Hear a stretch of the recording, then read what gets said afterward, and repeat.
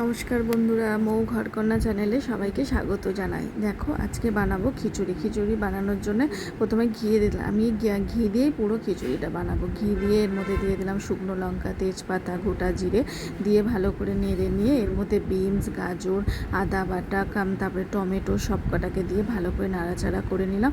নিয়ে এর মধ্যে দিয়ে দিলাম মুগের ডাল দিয়ে ভালো করে নাড়াচাড়া করে নিয়ে এবার গোবিন্দভোগ চালটাকে ধুয়ে রেখেছিলাম সেই চালটাকেও আমি দিয়ে দেবো। এর মধ্যে আরেকটু হলুদও দিয়ে দিলাম। দিয়ে ভালো করে নাড়াচাড়া করে নিয়ে এই যে গোবিন্দভোগ চাল দিয়ে দিলাম। গোবিন্দভোগ চাল দিয়ে ভালো করে নাড়াচাড়া করে নেব। নিয়ে এবার মধ্যে একটু জল দিয়ে দেবো। জল দিয়ে ভালো করে সেদ্ধ হতে দেবো। এবার এর মধ্যে নুন, চিনি পরিমাণ মতো সব দিয়ে দিলাম। দিয়ে ভালো করে নেড়ে নিয়ে এবার এটাকে ঢাকা দিয়ে এখন রেখে দেবো। দিয়ে এবারে কাঁচা লঙ্কাও দিয়ে দিলাম ঝালের জন্য। দিয়ে এখন একটু সেদ্ধ হতে থাক। দিয়ে একটু নেড়ে নিলাম।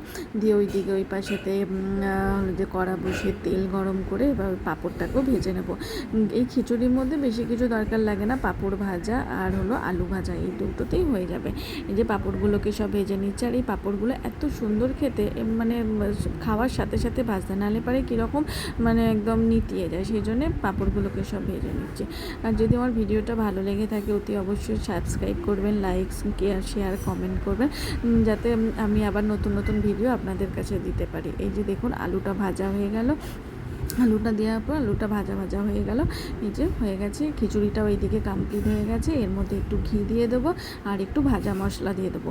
এই ভাজা মশলার মধ্যে দিলাম জিরে, ধনে, শুকনো লঙ্কা, তেজপাতা সব রকমের মানে মশলাকে ভালো করে ভেজে রেখেছিলাম। এই যে দেখো এটাও কমপ্লিট হয়ে গেছে। এই দেখো একদম মানে থালার মধ্যে বেড়ে নিয়ে চলে এসেছি। এই যে আজকে এটাই আমি লাঞ্চ করব। চলো তাহলে বাই, টাটা। ভালো যদি লাগে